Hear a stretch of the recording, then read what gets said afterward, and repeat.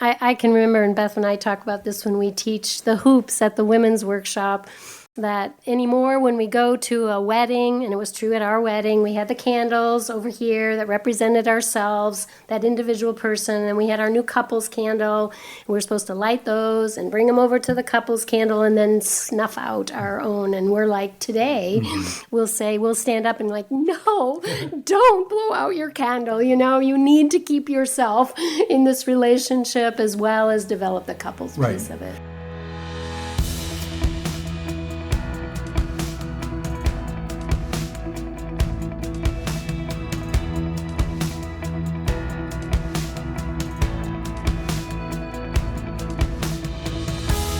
Welcome to the Faithful and True podcast. We're happy to be back with you today with Dr. Greg Miller, our host, and our very special guest today, our director, Debbie Laaser. Deb, how are you today? I'm great, thank you. I always love being here. Mm-hmm. Well, we always love having you. At some point, you're no longer a guest. No, it's not. Part of the team. Exactly. Yeah, exactly. So, for lack of better phraseology, Deb is here today, and would like to talk to you about the 3 hoops, which is a great exercise and principle that we teach here at Faithful and True. Yeah, it's a great resource that we use in helping couples kind of evaluate their couples development, and it's a great visual when we need to identify kind of where we are in our coupleship as well as where we are in the development of our coupleship. Mm-hmm. So I know, Deb, this is something that you and Mark introduced Beth and I to a long time ago. So I think it's been a part of y'all's vocabulary for a while. Yes. Actually, this came up very early in our recovery process when we were working in a couples workshop with Patrick Carnes at the time. He recommended a book that I've just loved called In Quest of the Mythical Mate by Bader and Pearson, for anybody that would like to look it up. But it is a book that teaches us that although we have a lot of research and psychologists who are looking at personal development through time and the stages that we go through, it isn't often talked about in terms of couples development. Mm-hmm. And so we really loved their work when they were introducing that concept and adapted it with our little hula hoops so that we could make it an intervention for our clients, so to speak, and teach them about couples development while we're walking around hula hoops in our office. So. Well, I know that when Beth and I did it, it's very interactive. You get to place yourself in the hoop and move around, and there's something, like you said, about getting up and interacting with it and seeing it visually so that you can begin to get clarity around the development of the coupleship. Yeah. And I keep going back to that because I think one of the most helpful things about the hoop exercise is it validates the normalcy of couple development. Mm-hmm. You know, this idea that we are in stages of couples development versus you're just in your coupleship and where you were at the beginning is the same place that you were going to be at the end. And I also think kind of the way that media presents and movies maybe specifically is this idea that the beginning of the relationship is the best part of the relationship and that you're supposed to be able to maintain that till the end of the relationship, kind of our typical rom-coms and that type of thing. So it was really validating to go, okay, no, there is a progression that couples go through and it's normal and it's expected. Mm-hmm. And I think that myth that if you find the right person, it'll just be great for forevermore. And, that really is not how relationships grow and develop over time. And maybe I hate to say this to our audience, but it does take work. Yes. The truth is there's no relationship that's perfect, and we will never argue or have differences about anything evermore. We have to learn how to work through those, and they can lead us to knowing more about ourselves. And also, if sometimes with help, I would have to say, most of us are not capable of figuring that out without some help at some point. Talk about the difficult things so that we can learn how to be safer in our relationship and what it means to be able to communicate, solve conflict or differences, and share more about who we are in a safe way. Right. So for those of you that are watching us on the YouTube channel, we're going to put up a graphic that will help explain this a little bit more. For those of you that are listening, you can imagine that there are 3 hula hoops. And they create a triangle. So there's two side by side and one in front of that. And the two side by side hula hoops represent our individual hoop, kind of who we are and who we were prior to the relationship. And just what's a little bit about our own hoop as we're thinking about our life prior to the coupleship. Well, when you think about your own life, and we'll share with you some of the things we know is true about our own hoop, as we say here. When I'm standing in my own hoop, there's all kinds of stuff in there, like the fact that I'm a woman, the fact that I'm Caucasian. I grew up in the Midwest, so that would be in my hoop. I'm a twin, that would be in my hoop. The fact that my dad was an engineer, my mom stayed home with us, that would be in my hoop. Beliefs about men and women. You know, I learned in my family that women do the inside stuff, men do the outside stuff. That was a belief. We have all kinds of things we've learned growing up in our families. So the environment we grow up in, the kinds of schools we go to, whether we attended a church or not, who our friends were. We have so many things in our hoop that shape and form the person we are before we even get into a relationship. One of the things I think that is significant in understanding our hoop is all of our prior relationships are in the hoop, whether that's dating, romantic relationships, friendships, the relationships that we have with siblings and our parents, because we're constantly learning about how to do relationships based upon what we're experiencing. And some of our most powerful lessons, or maybe the most powerful lessons, are those that are modeled to us versus those that are verbally taught to us.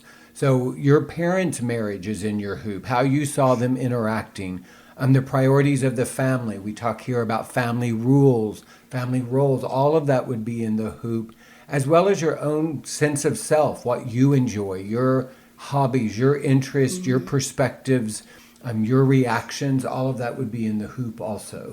And part of this language of in my hoop is part of the goal of adulthood is to take responsibility for the things that are in our hoop so that we can steward them, those that are difficult and painful and those that are positive. If we acknowledge them, then we can leverage them as we enter into other relationships. I think what also is in our individual hoops are the things that happen to us, or we would call those maybe abusive situations.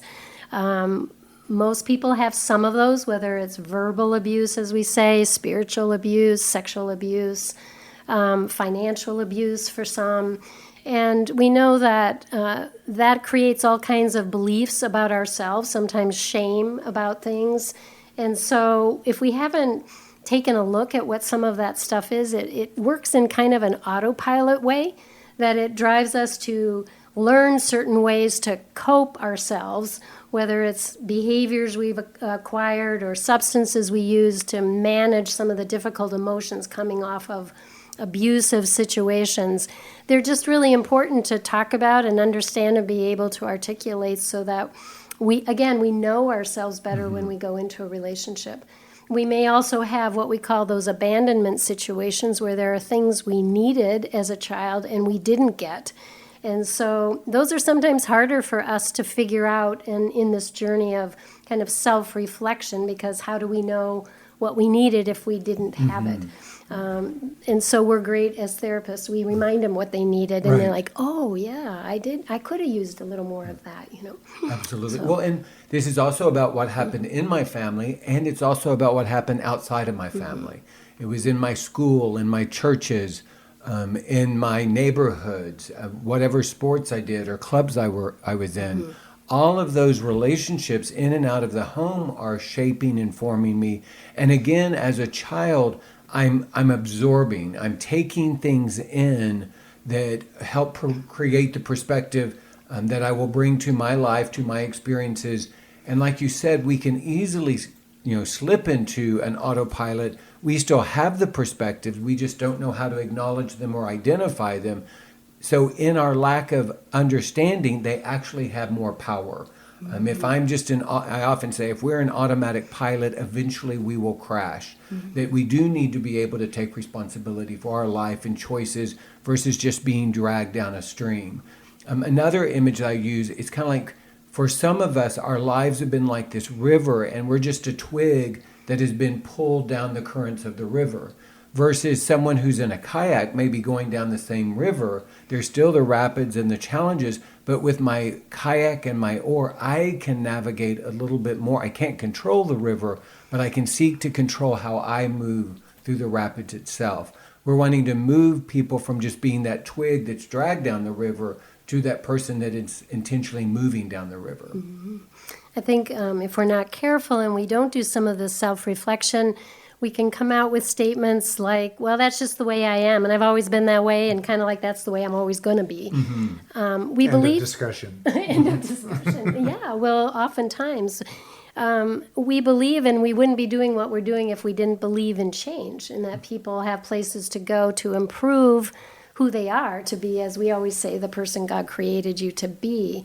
And so we would hope that no one has to live with that more victim mentality that this is just who I am, so deal with it. Right. Yeah. Say, Randy. Well, I think a very powerful shame message that we come across for a lot of people is I am hopeless. Mm-hmm. It's that same principle. I can't change. This is just who I am.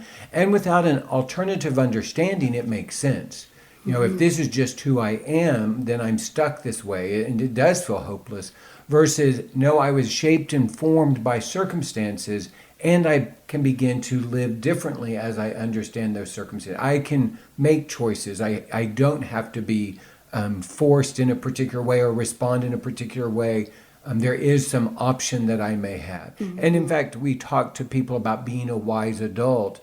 And one of the ways that we can know that we're in a survivor mode is if we feel trapped.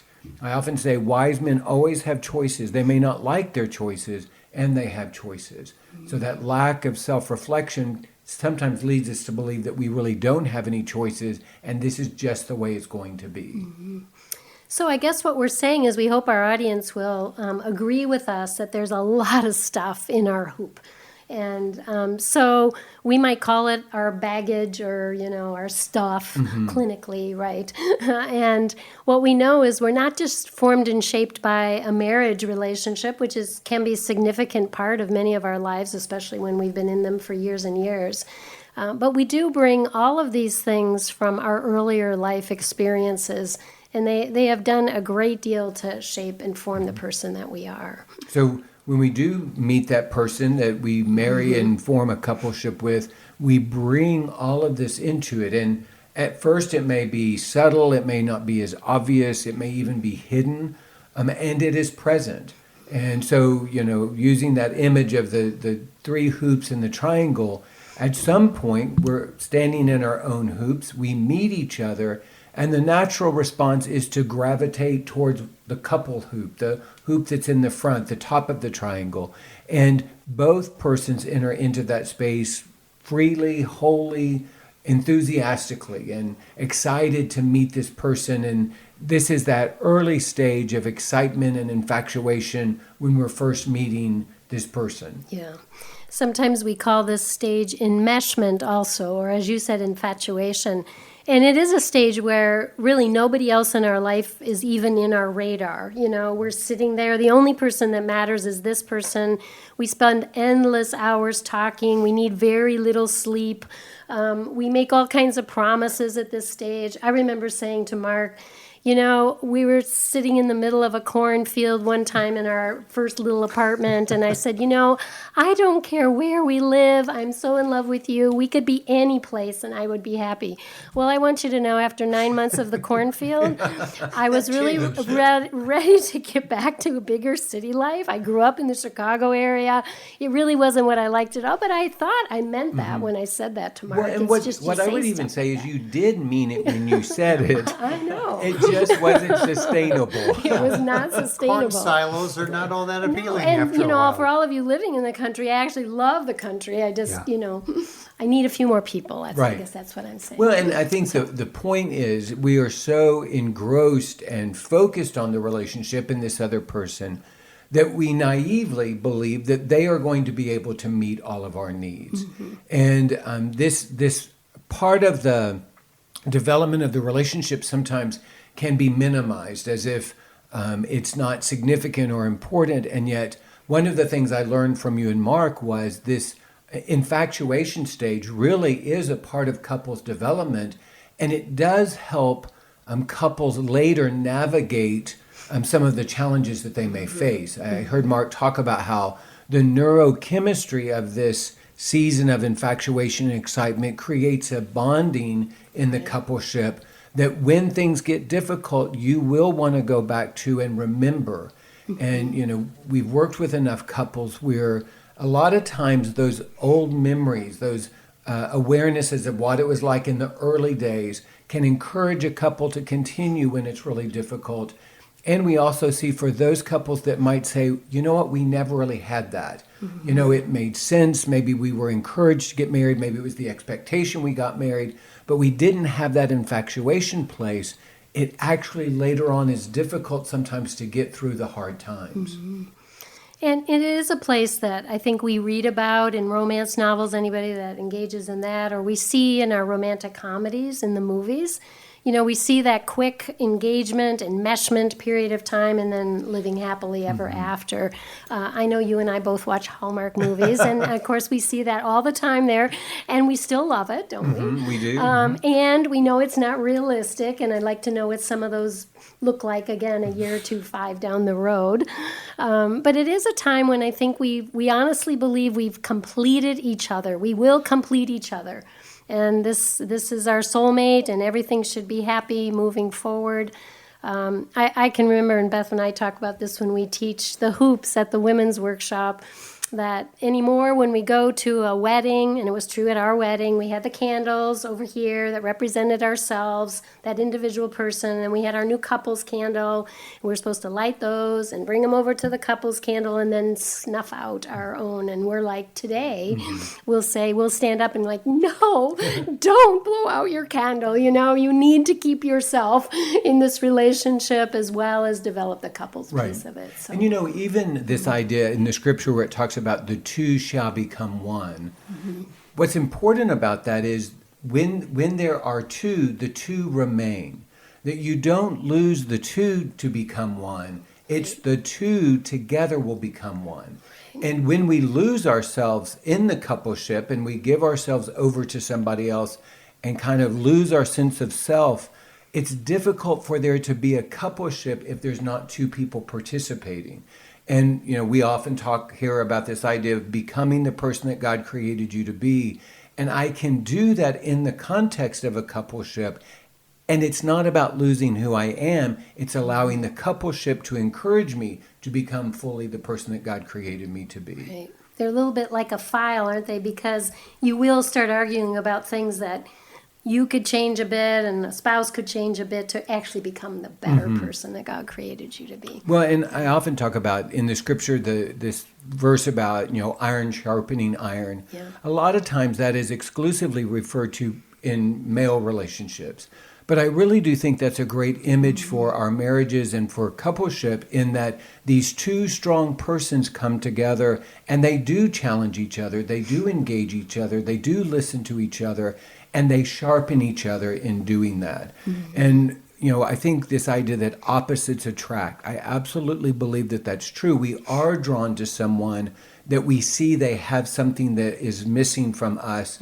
And the initial hope is it will be enough if that person has it and I don't. But the reality is in time, that's what we argue about. The thing that drew us to our spouse eventually becomes the thing that drives us crazy.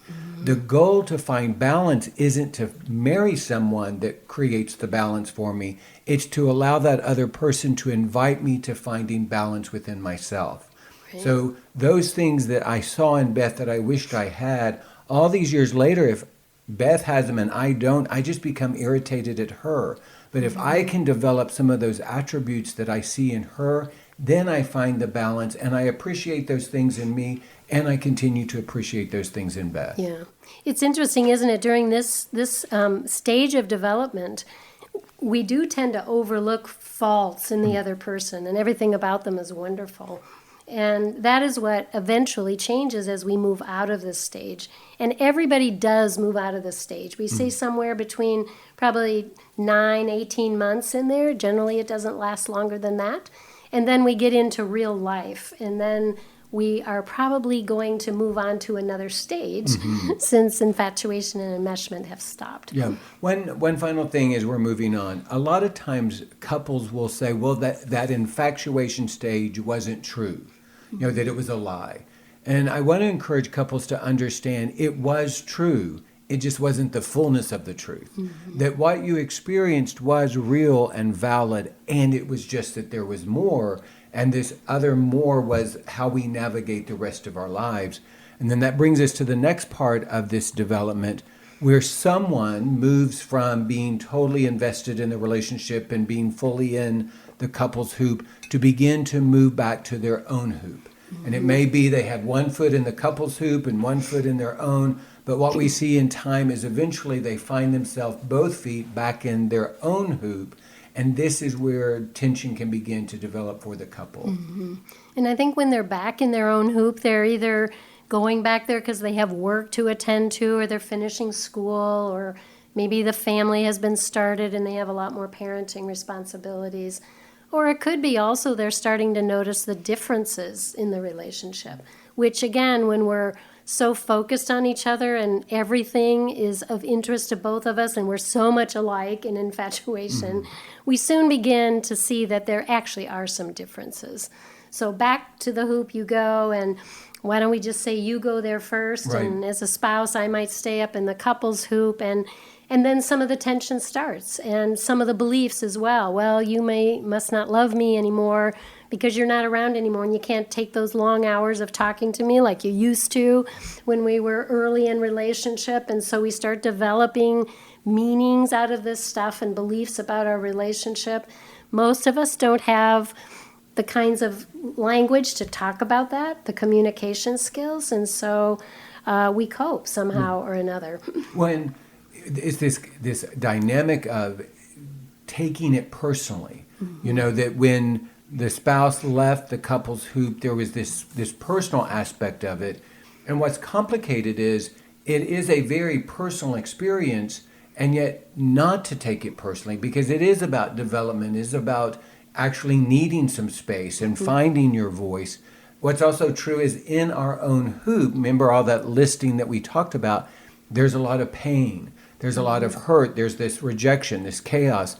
And sometimes it's almost as if there's too much pain or hurt or sadness or grief or chaos in our own hoop. And as you mentioned, that's when we begin to step out of our own hoop and cope. Right. Here at Faithful and True, the primary couple that we deal with is a man who struggled with sexual addiction, and then the spouse that is married to him.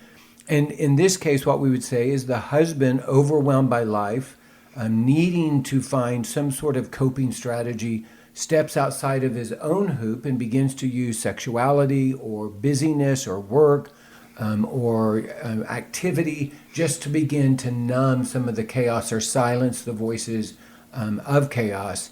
And that's a point where the spouse begins to recognize that not only is he no longer in the couple's hoop, he's no longer in his hoop, he's kind of absent from the relationship and his own life. Mm-hmm. So he's outside of his hoop, as that's how we would represent it when we're taking people through this exercise.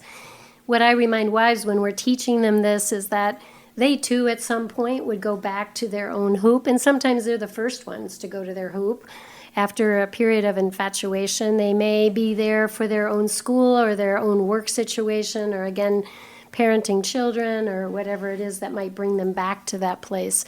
So they too have a life to live that's going to be different than perhaps their spouses. They have different workplaces perhaps, or they're doing different things. And so it's understandable that we can't stay in the couple's hoop in that enmeshed place forever. We really do need to get back to real life. So I bring her back to that hoop, and we now have both people back in their individual hoops.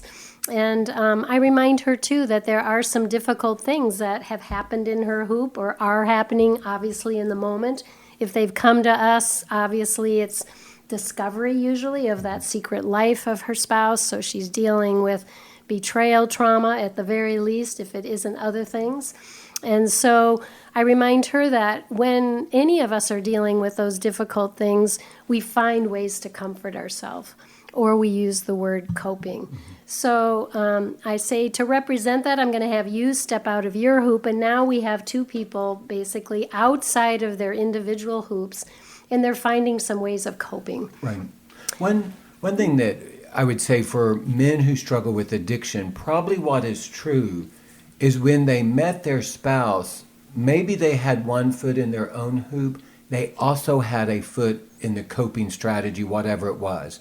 Now, their spouse may not have known about it, or maybe they talked about it briefly, but that coping strategy didn't start when they got married. It didn't start when they met. And I do talk to a lot of men that they struggled with pornography or other sexual acting out. They met their spouse. There was kind of a season of some freedom from the coping strategy.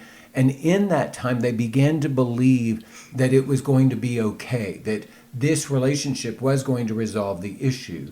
And a great image is, prior to the relationship, I'm coping, I'm outside of my hoop, I meet this person, I'm so infatuated, so enmeshed, so excited about the relationship, I fully get into the couple's hoop, which makes it seem like the addiction or the coping is no longer a problem.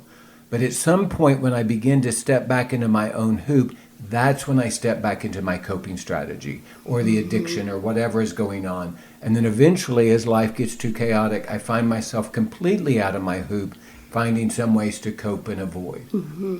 So if you can imagine, we're talking with our audience here, that we now have two individuals in this relationship who are really outside, at least some of the time, not all of the time necessarily, of their individual hoops, which is where a healthy person would live. They would know some of the tools of managing emotional life, difficulties, and so forth. But when we turn to coping mechanisms, we are standing outside of our hoop.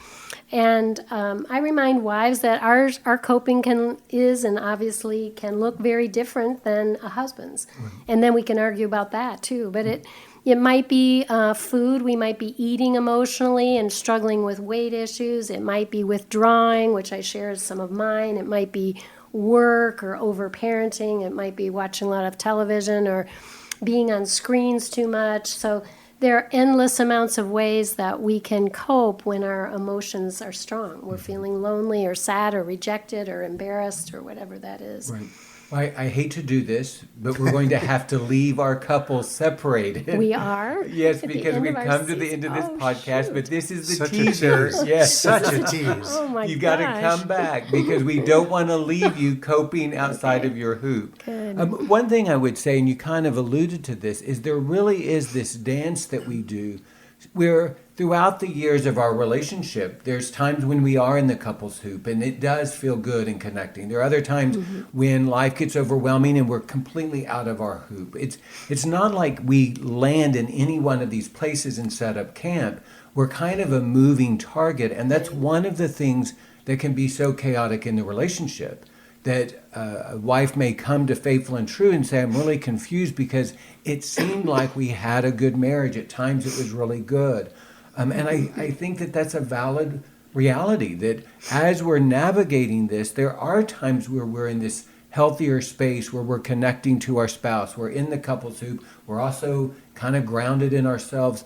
And then other times we're outside coping. Yeah. So we are going to leave you kind of outside the hoop, Okay. but we are going to cast a vision, come back to the next Yes. podcast, because we're going to find our way back towards greater health. Yeah, and hope. There'll be hope. And hope. There will Yes. be hope. Hoops Part 2 is on its way. We'd like to thank you for joining us today on the Faithful and True podcast. If you are intrigued by this conversation today, we do have a PDF product that really goes into a lot of detail and illustration that is available at faithfulandtrue.com. If you go to the store and click on PDF products, you'll see Hula Hoop Health, which is, I think, a product that a lot of people, if you're enjoying this conversation, which we are going to assume that you are, you can check out that product. It's orderable there. It's also one of the chapters in our Toolkit for Growth, which is another workbook that's available in our store at faithfulandtrue.com. Until we join you with part 2 of this Hoops discussion, we'd like to wish you a week that's filled with many blessings and with great vision.